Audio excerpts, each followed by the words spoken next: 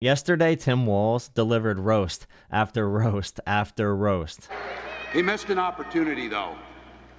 Being at McDonald's, he looks much more like Ronald McDonald and the clown that he actually is.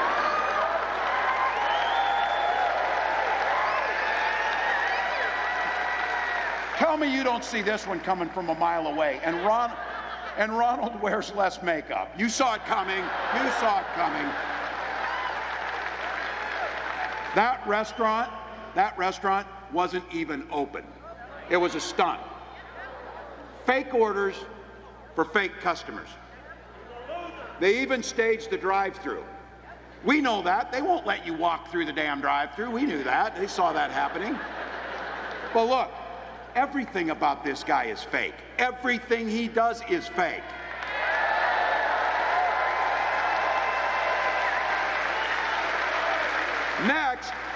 Next, he's going to be telling you he's a cop or a construction worker because he dances to the Village People, so he knows the YMCA. And I'll tell you this, though, that 5 minutes he stood next to the deep fryer, I'll guarantee you that's the hardest that guy's ever worked in his life. And that's not a joke. Conservatives talk about how you cannot be offensive, you can't trash talk, everyone's too sensitive, but Tim Walz is going to show you here how to do some good old-fashioned trash talk. Just saying something offensive is not a joke, it's not funny, it's not a good own, but Tim Walz is going to make Elon Musk look really silly. As if Elon needed any more help looking dumb. Go get him, Tim. But first, please drop a like on this video and subscribe to support my content. But look, I'm not going to waste all the time I'm in. I'm going to talk about his running mate. His running mate, Elon Musk.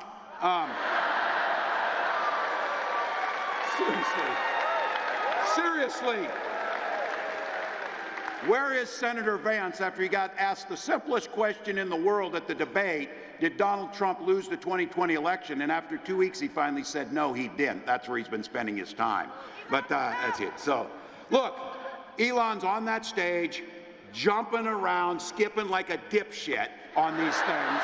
You know it. It's even more funny because the main thing you hear about Tim Walz from the right is that he moves around weird, he shows joy, he dances and throws his arms in the air, and they focus so much on Tim Walz and his appearance. But then Elon Musk, someone on their team, does something that's objectively silly, dumb, goofy, and he tries to actually buy the election and actually do fraud. And he actually wants to put brain chips in people. Imagine if Bill Gates has a vaccine. They say there's some type of nanobots in it. Elon Musk is actually putting brain chips in people, controlling information, controlling roads, controlling space, all that kind of stuff. And they love Elon Musk. They would never criticize him. So yeah, the hypocrisy is hilarious. And then let's move on to Donald Trump and how scared Donald Trump is. Why can you not face Kamala again? Why do you not want to go against Kamala again, Trump? He has been rambling more than the normal rambling. He calls it the weed. Donald, come on. We know there's only one weave that you know anything about, and it is not this. It is not this. He's ducked debates, but you can't blame him. When you get your ass whipped that hard, you don't come back for seconds. You come back for seconds.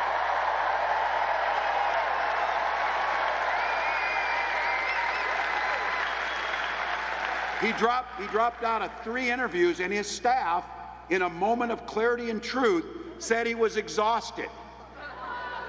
Look, I don't care how exhausted he is, because I can promise you he's not as exhausted as the American people are of him. Bro, Tim Walz was made for this moment. He was made for it.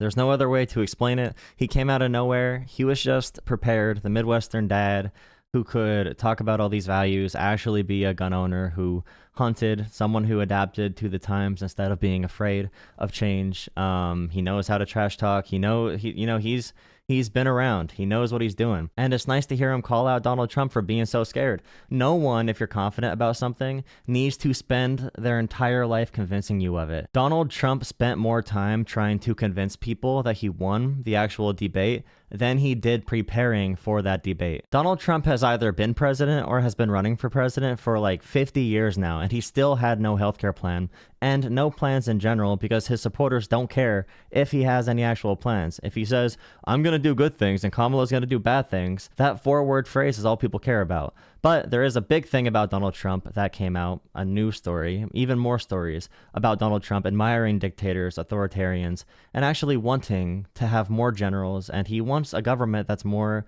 like Hitler's. The highest ranking soldier in America, General Mark Milley, the chairman of the Joint Chiefs of Staff, who was there with Trump, on record said, and this is a quote, Donald Trump, the most dangerous person ever to the security of this nation. James Mattis, a 4-star general, Trump's own Secretary of Defense, agrees with him. His chief of staff, a 4-star general, John Kelly, said he's the most flawed human being he'd ever met. And today it's been reported that Donald Trump said, I need the kind of generals that Hitler had. Don't be the frog in the boiling water and think this is okay. As a 24-year veteran of our military, that makes me sick as hell. And it should make you sick. Folks, the guardrails are gone. Trump is descending into this madness. It's very true. Donald Trump's campaign gave up on any sense of real politics or democracy. They are trying to win off of chaos. There are 0 positive Donald Trump ads. They really don't care. They want chaos, division, they want to throw out votes, and Donald Trump has shared publicly. And I say this because I know many people who support Trump, and I sent them this article. And these people will say, oh, I don't believe Trump would actually say that. Did Trump actually say he wanted generals like Hitler? You know, he didn't really say that. The reporting's wrong. First off, if you're not going to trust the 4-star generals and every general that came out against Trump and Trump's own vice president, if you're not going to trust them, I don't know who you're going to trust other than Donald Trump and only Donald Trump. But even if Donald Trump does say that, because he's quoted Hitler directly, it's first off, he didn't say it. Second, oh, he might have said it. Third, oh, he said it, but it's not that bad. And then fourth, he said it, but there's actually good points. So those are the stages that many Trump supporters go through.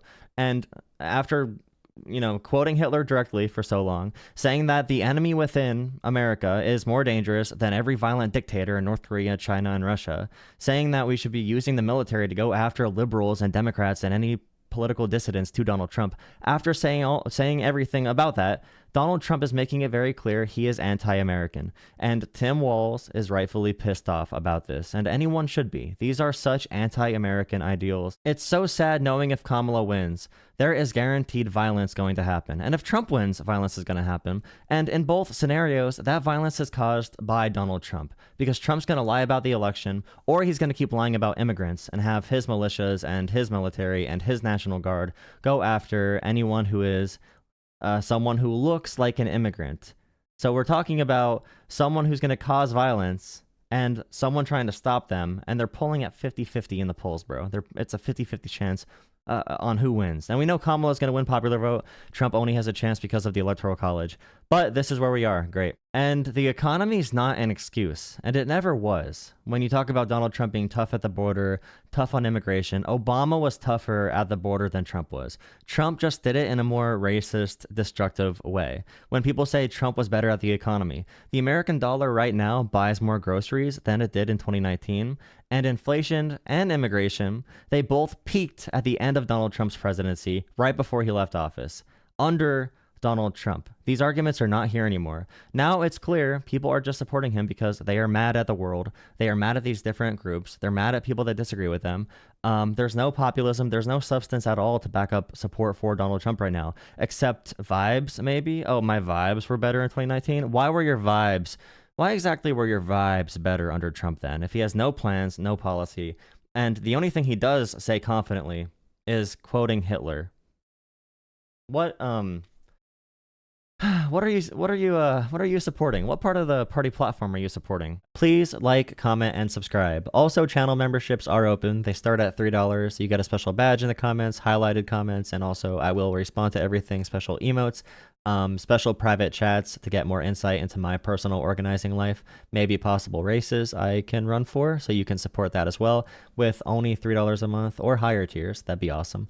But yeah, it takes a couple hours a day to make these videos. It'd be great to have your support.